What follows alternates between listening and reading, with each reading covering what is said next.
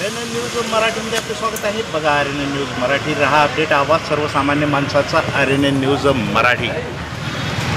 राज्यमंत्री इंद्रनील नाईक यांच्या मतदारसंघ विधानसभा क्षेत्र, या विधानसभा क्षेत्रातील राज्यमंत्र्याचे राहते गाव म्हणजेच पुसद शहर जवळपास 13 घंट्यापासून अंधारात आहे।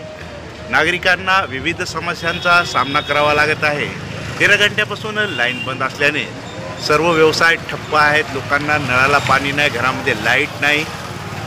बिमार आणि वृद्ध लोकांना, लहान मुलांना जशी पंख्याची वगैरे गरज पडते तर ते सुविधा पूर्णपणे बंद असून लाईनमुळे जे विविध सुविधा सुरू असतात त्या बंद असल्याने नागरिक त्रस्त झालेले असून राज्यमंत्री इंद्रनील नाईक यांच्या गावाचीच ही दुर्दैवी परिस्थिती आहे। तर बाका मतदारसंघातील म्हणजेच राज्यमंत्री इंद्रनील नाईक यांच्या पुसद शहरातील ज्या राहत्या गावाचीच परिस्थिती इतकी दयनीय आहे, तर त्यांच्या विधानसभा क्षेत्रातील इतर छोट्या मोठ्या गावांमध्ये काय परिस्थिती असेल हे न विचार केलेलाच बरा। तर आपल्या मागे भांगडे हॉस्पिटल आणि इतर बाल रुग्णालय आहेत, त्या रुग्णालयामध्ये इन्व्हर्टर होते तोपर्यंत व्यवस्थित लाईट चालू होती व इतर समजा लहान बाळांना वगैरे जितके काही करता येतील त्यांच्याकडून सुविधा उपलब्ध होती। पण आता चक्क लाईन बंद असल्याने त्या हॉस्पिटलमध्येही अंधार दिसत आहे। एकूण राज्यमंत्र्याच्या गावाचीच परिस्थिती दयनीय असून